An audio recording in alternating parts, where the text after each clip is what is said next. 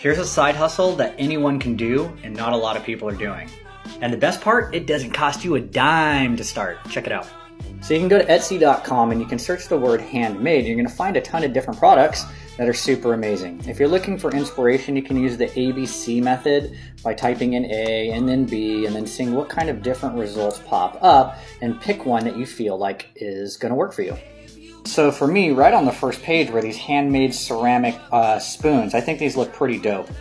And as a former chef and the holidays coming around the corner, I would definitely buy these or for somebody in my family.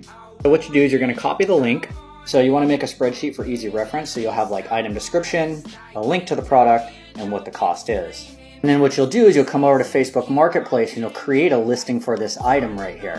I also forgot to mention that you want to make sure that the item has free shipping, but when somebody places an order on Facebook, you just go back to Etsy and fulfill the order and have it shipped directly to the customer.